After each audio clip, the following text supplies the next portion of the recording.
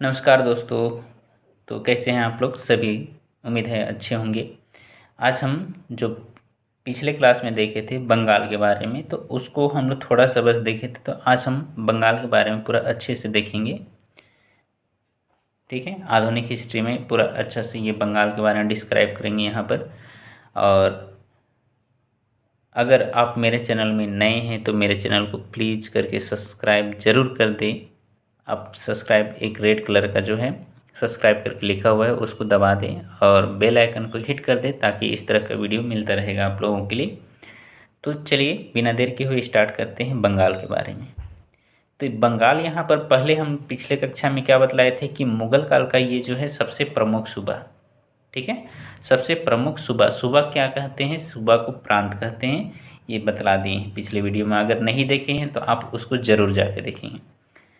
Second point देखेंगे इसका, इसी के कारण मुग़ल बादशाह जो है यहाँ पर अपना सूबेदार जो बनाता था अपने ही लोग को बनाता था। सूबेदार किसको बनाता था? मुग़ल बादशाह अपने ही लोग को बनाता था, ताकि वह यहाँ से जो रेवेन्यू या फिर जो टैक्स वसूला जाता था वो ईमानदारी पूर्वक और अच्छे से वसूला जा सके। लेकिन अब हम देखेंगे कि यहाँ पर तो सूबेदार बनाता था, लेकिन यहाँ पर जब मुग़ल बादशाह कौन बनता है? फारूक सियर। जब मुग़ल बादशाह फारूक सियर सूबेदार यहाँ पर था, उस टाइम सूबेदार किसको नियुक्त करता है? मुर्शिद अली खां को करता है। मुर्शिद अली खां को जब ये सूबेदार नियुक्त करता है, कौन करता है? तो फारूक सियर करता है 1717 ईस्वी में। और ये जो था ये गैर मुस्लिम बना। फारूक सियर गैर मुस्लिम नहीं बोल सकते यहाँ पर, इसको बोल सकते हैं हम लोग कि जो मुग़ल बादशाह का था वो पड़ोसी नहीं था, ये बोल सकते हैं। तो मुर्शिद अली खां बना। अब मुर्शिद अली खां जो था ना, ये क्या किया, जब यहाँ का सूबेदार नियुक्त हुआ तो इन्होंने क्या किया? स्वतंत्र बंगाल राज्य की स्थापना कर दिया। ठीक है, इस ये क्या किया कि स्वतंत्र बंगाल राज्य की स्थापना किया। कब? तो 1719 ईस्वी में। अब 1719 ईस्वी में ये बंगाल राज्य की स्थापना किया, तो उस टाइम मुग़ल बादशाह कौन था? अभी बतलाए कि तो उस टाइम मुग़ल बादशाह था फारूक सियर यहाँ पर था, लेकिन यहाँ पर उसका मुग़ल बादशाह जो हो जाएगा मोहम्मद शाह। क्लियर है? अब मोहम्मद शाह इस टाइम मुग़ल बादशाह था, और इसके काल में हम लोग देखेंगे मोहम्मद शाह के काल में 3 अलग अलग स्वतंत्र राज्य की स्थापना होता है। तो 3 स्वतंत्र राज्य कौन कौन सा है? तो सबसे फर्स्ट यहाँ पर हम क्या बतलाए? बंगाल। ठीक है, स्थापना कौन किया? तो मुर्शिद अली खां किया। दूसरा हम देखेंगे अवध। अवध की स्थापना कौन किया? तो शहादत खां किया। और तीसरा हम देखेंगे हैदराबाद। हैदराबाद ये चिंकलिज खां जिसको बोलते हैं, चिंकलिज खां, ये स्थापना किया। अब यहाँ पर अवध का जो स्थापना किया, ये अपना उपाधि शहादत खां अलग राज्य का जब बनाया, तो इन्होंने अपना उपाधि क्या रखा? बुरान उल मुल्क। अपने आप को क्या कहा? बुरान उल मुल्क कहा। और चिंकलिज खां क्या कहा? निजाम उल मुल्क। निजाम उल मुल्क कहा गया। एक एक करके हम देखते हैं। सबसे फर्स्ट बंगाल के बारे में। तो बंगाल के बारे में यहाँ पर देखते हैं, तो यह अब मुर्शिद अली खां इसका स्थापना किया। अब मुर्शिद अली खां ये क्या कहा? यह खुद को सूबेदार न कहकर क्या कहा? खुद को नवाब कहा जाने लगा। क्योंकि सूबेदार इससे पहले क्या था कि मुग़ल बादशाह जो था उसके आधार पर अगर सूबेदार नियुक्त होता था, तो वो नहीं कह के अभी ये तो अलग राज्य का स्थापना किया, अलग राज्य का स्थापना किया, तो ये मुर्शिद अली खां जो है खुद को नवाब कहा जाने लगा। क्लियर हो गया? आगे देखें हम। बंगाल का पहला नवाब था। अब यहाँ पर मुर्शिद अली खां तो बंगाल राज्य बनाया, तो ये बंगाल का पहला नवाब कौन था? मुर्शिद अली खां। इनका कुछ कुछ उपलब्धि देख लेते हैं। ठीक है, तो मुर्शिद अली खां जो है मुर्शिदाबाद शहर बसाया था और इसको अपना राजधानी बनाया। इससे पहले राजधानी कहाँ था? तब बंगाल का राजधानी इससे पहले ढाका में था। और इन्होंने क्या किया? नया राजस्व व्यवस्था लागू किया, जो कि इजारेदारी व्यवस्था या फिर ठेकेदारी प्रथा लागू किया था। ये क्लियर हो गया। आगे हम देखते हैं, इसका कोई पुत्र नहीं था। किसका पुत्र नहीं था? तो मुर्शिद अली का कोई भी पुत्र नहीं था, बस पुत्री थी। तो इसका उत्तराधिकारी कौन बनता है? इसका उत्तराधिकारी, इसका दामाद बनता है जो सफदरजंग। अब सफदरजंग जब इसका उत्तराधिकारी बनता है तो यहाँ पर इसके बाद इसका उत्तराधिकारी सफदरजंग के बाद सरफराज बनता है, जो सफदरजंग का बेटा रहता है। सरफराज जो है, सरफराज ये क्या करता है, ये 3 राज्य में एक साथ शासन करना शुरू कर देता है। क्योंकि यहाँ पर सरफराज जो है बंगाल के आसपास बिहार हो गया, उड़ीसा हो गया, इसको जीतकर और एक साथ ही शासन करना शुरू करता है। तो बंगाल में तो शासन कर ही रहा था पहले, नया बना कौन? बिहार, और दूसरा उड़ीसा, इसमें ये शासन करना शुरू कर दिया। तो एक साथ कौन कौन राज्य? तो बंगाल, बिहार और उड़ीसा। अब उपदीवान नियुक्त किसको किया था? ये बिहार में उपदीवान नियुक्त किसको किया? तो अली वर्दी खां को किया, और इसने सरफराज की 1740 में हत्या कर दी। अली वर्दी खां जो था ये क्या उपदीवान नियुक्त किया था? कहाँ का? बिहार का। अब अली वर्दी खां जो है बंगाल का नवाब बनना चाहता था, तो ये क्या करेगा? सरफराज खां की मृत्यु कर देगा और फिर खुद बंगाल का नवाब बन जाता है। ठीक है, बंगाल का नवाब बन जाता है। अब उसके बाद देखते हैं अली वर्दी खां का थोड़ा सा। तो अली वर्दी खां जो है बंगाल का नवाब कब से कब तक बनता है? 1740 से 1755 तक बनता है। इनका भी कोई पुत्र नहीं था, बस 3 पुत्री थी। अब ये तीनों पुत्री का विवाह किसके किसके साथ होता है?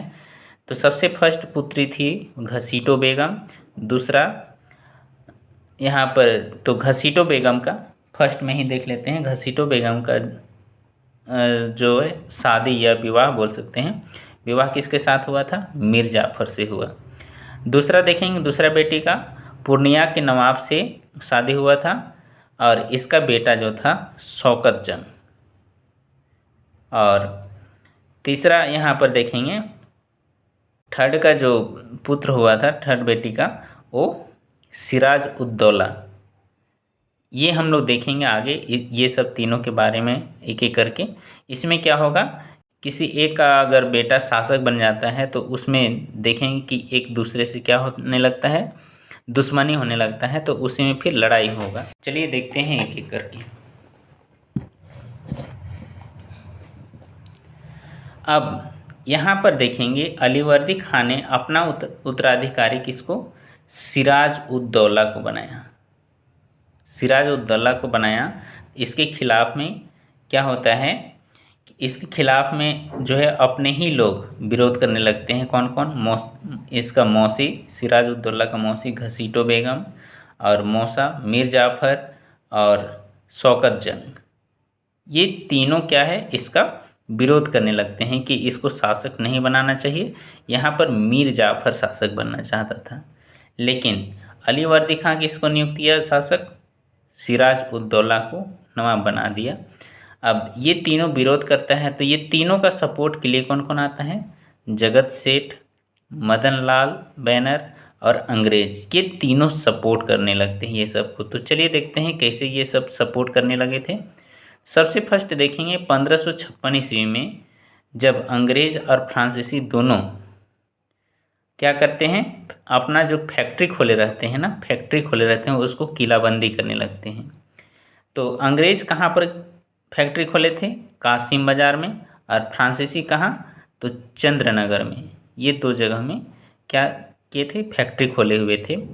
अब इसमें से क्या करता है, जब सिराज उद दौला को पता चलता है तो किलाबंदी पर रोक लगा देता है। अब किलाबंदी पर रोक लगा देता है, जिसमें से हम देखेंगे कि अंग्रेज जो है किलाबंदी को नहीं रोकता है। तो अब सिराज उद दौला नवाब था वहाँ का, नहीं रोका, तो ये क्या किया, सिराज उद दौला अंग्रेज पर पूरा आक्रमण कर देता है। आक्रमण करने के बाद यहाँ पर इतना क्षति पहुँचाता है कि जो अंग्रेज बचे हुए रहते हैं भागकर किसी तरह से अपना भागकर जान बचा लेता है। ये कहाँ भागता है? तो बंगाल की खाड़ी पर एक फुल्टा द्वीप जो है ना, उसमें जाकर ये सब शरण ले लेता है। और इसके बाद देखेंगे जो अंग्रेज का जो है फुल्टा द्वीप में जाके बसता है, तब फिर यहाँ से कोई एक चेन्नई में जो शासक था रॉबर्ट क्लाइव का, वहाँ से रॉबर्ट क्लाइव अपना सेना के साथ आता है ये सबका सहायता देने के लिए। अब आगे देखेंगे कि 1756 में नवाब और क्लाइव के बीच में एक संधि होता है। ठीक है, नवाब और क्लाइव के बीच में एक संधि होता है जिसको क्या कहते हैं? अलीनगर की संधि। अलीनगर की संधि होता है, इसमें क्या होता है देखते हैं कि इसमें जो संधि होता है, फिर से अंग्रेज को कासिम बाजार में आकर अपना बिजनेस करने के लिए बोला जाता है। अब अंग्रेज तो आए, अब संधि हुआ तो इसमें अंग्रेज को नवाब जो है कुछ नहीं किया, लेकिन अंग्रेज जो थे ये तो पहले से अब सहम गए। और जो इसका विरोधी था, का विरोध सिराज उद्दौला का जो विरोधी था, उसको क्या करने लगे अंग्रेज? सब सपोर्ट करने लगे। अब सपोर्ट करने लगेंगे तो देखेंगे कि क्या होता है। तो सबसे फर्स्ट नवाब को बदनाम करने हेतु यहाँ पर एक काल कोठरी की घटना रचता है। इस काल कोठरी की घटना रचता है, इसमें क्या बोला जाता है कि अब काल कोठरी की घटना कौन रचा? तो हालवेल ने कहा था कि 147 अंग्रेज को जो है एक कोठरी में मार दिया है बोल के ये पूरा अफवाह फैला देता है। और इसी से सिराज उद्दौला का क्या होता है? बदनामी होने लगता है। अब आगे हम देख लेते हैं थोड़ा सा। अब इसका देखेंगे 23 जून 1757 को, 23 जून 1757 को क्या होता है? प्लासी का युद्ध होता है। ये प्लासी का युद्ध किसके किसके बीच में होता है? अंग्रेज के बीच में और बंगाल का नवाब के बीच में। अंग्रेज का नेतृत्व कौन कर रहा था? तो रॉबर्ट क्लाइव कर रहा था। और बंगाल का नवाब इसमें सिराज उद्दौला ये इसका नेतृत्व कर रहा था। अब देखेंगे इसका जो था, दो मुख्य सैनिक था इसका, मीर मदन और मोहनलाल दो थे। तो ये दोनों को क्या करते हैं अंग्रेज लोग?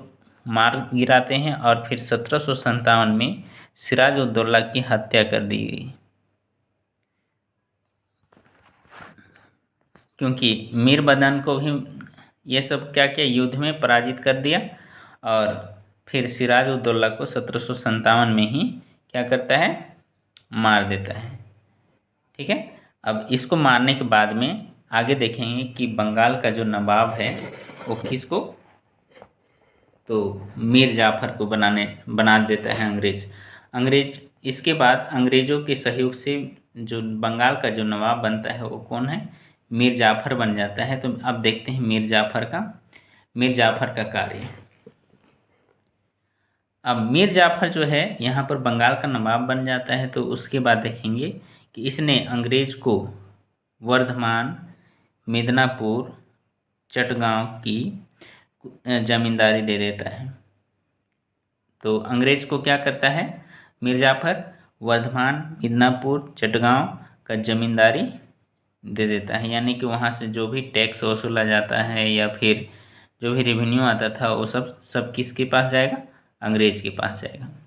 दूसरा देखेंगे, इसने अंग्रेज को बड़े बड़े उपहार दिया। अब बड़ा बड़ा उपहार दिया तो क्या करेगा? जो राजकोष में जो पैसा था वो क्या करेगा? सब धीरे धीरे ख़त्म होते जाएगा। तो आगे देखते हैं इसमें, जिससे बंगाल का राजकोष खाली हो गया। उपहार तो अंग्रेज को दिया तो यहाँ पर उसका राजकोष में तो पैसा कहाँ से आएगा? नहीं आएगा। तो इसका राजकोष खाली हो गया। अब राजकोष खाली हुआ तो क्या किया? यहाँ पर जो बंगाल का जो किसान थे उस पर टैक्स बढ़ा दिया इसने। अब इसमें से किसान क्या करना शुरू कर दिया? विरोध करना शुरू किया। इसने अंग्रेज़ों की सलाह से ही शासन और न्याय व्यवस्था देखता था, क्योंकि ये हर जितने भी काम करता था वो अंग्रेज का ही बोलबाला से करता था या फिर अंग्रेज से ही पूछ पाछ के करता था। तो इसीलिए यहाँ पर देखेंगे कि इसने क्या है कि जितना भी कोई भी शासन व्यवस्था कर देखना था तो वो अंग्रेज से सलाह लिया करता था। इसके काल में राजनीतिक व्यवस्था डगमगाने लगा, क्योंकि ये दूसरों से पूछकर अपना राजनीति करता था, जिसके चलते इसका काल में राजनीतिक व्यवस्था पूरा बंगाल का तहस नहस हो जाता है। देखते हैं आगे। तो अंग्रेज ने इसे हटाकर मीर कासिम को नवाब बना देता है। तो अब देखेंगे मीर कासिम नवाब बनने के बाद मीर कासिम क्या करता है। तो मीर कासिम के बारे में थोड़ा सा देख लेते हैं। यह बंगाल का सर्वश्रेष्ठ शासक बना। अब सर्वश्रेष्ठ शासक कैसे बनेगा, तो इसने अंग्रेज से कोई सहयोग नहीं लेगा, तब ये सर्वश्रेष्ठ शासक कहलाएगा। देखते हैं, इसने शासन में अंग्रेजी हस्तक्षेप रोकने हेतु बंगाल की राजधानी मुंगेर बना दिया। जहाँ बंगाल में रहता तो वहाँ पर अंग्रेज क्या करते, हस्तक्षेप करते, वहाँ इसका शासन व्यवस्था में हाथ डालते, जिसके चलते ये क्या किया कि वहाँ ना मेरा राजधानी रहेगा ना ही अंग्रेज हस्तक्षेप करेगा, कह के ये मुंगेर बना दिया था। मुंगेर में सैनिक छावनी बनाया। अब ये क्या करेगा कि अंग्रेज से अगर कभी लड़ाई हो तो उसके लिए तो हमको तैयारी रखना है। तो युद्ध लड़ने के लिए क्या चाहिए, सेना चाहिए। सेना को लिए कुछ तैयारी करना पड़ेगा, सैनिक को तैयार करना पड़ेगा। तो इसने क्या किया, यूरोपीय पद्धति पर विकसित करना चाहता था सैनिक को। अब सैनिक को यूरोपीय पद्धति पर विकसित करना चाहता था, तो इसके लिए प्रशिक्षण हेतु किसको बुलाता है, जॉन सुमरो को नियुक्त किया। अब जॉन सुमरो तो इसको नियुक्त कर दिया, जॉन सुमरो को नियुक्त किया, तो इसने प्रशिक्षण दिया, यूरोपीय पद्धति से अपना सेना को ये विकास कर लिया। अब देखेंगे कि मीर कासिम जो है ये चुंगी मुक्त व्यापार सभी कंपनी को दे देता है। अब सभी कंपनी फ्री में अपना व्यापार करने का शुरुआत करता है। तो इसमें पहले देखे थे हम लोग, पिछले वीडियो में हम देखे थे कि केवल अंग्रेज को चुंगी मुक्त व्यापार मिला था, बाकी सभी कंपनी को क्या करना था, टैक्स पे करना पड़ता था। तो यहाँ पर अंग्रेज़ों को क्या हुआ, दर्द होने लगा कि वो दूसरे कंपनी को भी कैसे मिल गए, ये तो अधिकार हम लोग को है। तो इसे रोकने के लिए एक अंग्रेजी डेलीगेट्स को भेजा जाता है मीर कासिम के पास। तो मीर कासिम क्या करता है, इसका हत्या करा देता है। अब हत्या करा देता है तो इसमें अंग्रेज जो है इन्हें तो दुख होता है, और दुख होने के बाद ये क्या करता है, मीर कासिम को पद से, नवाब से पद से हटाकर मीर जाफ़र को फिर से शासक बना देता है। तो मीर जाफ़र को शासक बना दिया, और मीर जाफ़र को जब शासक बना दिया, अब यहाँ पर देखेंगे मीर कासिम जो है ये तो नवाब पद से तो हटा। अब ये क्या करेगा कि मीर कासिम जो है सहायता हेतु अवध में चला जाता है। अब यहाँ पर अवध, यहाँ पर देखेंगे अवध मुग़ल बादशाह जो है मोहम्मद शाह के काल में 3 अलग अलग राज्य का स्थापना हुआ था, बंगाल, अवध और हैदराबाद। तो बंगाल जो है, बंगाल का यहाँ पर नवाब जो था अवध चला जाता है, अवध में यहाँ पर जाके, और यहाँ पर देखेंगे कि अवध से ये क्या मांगता है, सहायता मांगता है अंग्रेज़ों से लड़ने के लिए। तो इसके बारे में हम नेक्स्ट वीडियो में देखेंगे। आज यहीं तक रखते हैं, और इतना अगर आप लोग को क्लियर हो गया होगा तो एक प्यारा सा तो लाइक बनता है दोस्तों। अगर आप मेरे चैनल को सब्सक्राइब नहीं किए हैं तो प्लीज़ लाल लिखा हुआ सब्सक्राइब, लाल कलर का लिखा हुआ है, उसको प्रेस कर दें और बेल आइकन को दबा दें, ताकि आप लोगों को इसी तरह का जितने भी कंपटीशन बेस्ड एग्ज़ाम के लिए रहेगा उसको अपलोड करने का कोशिश करते रहूँगा। तो चलिए मिलते हैं नेक्स्ट वीडियो में।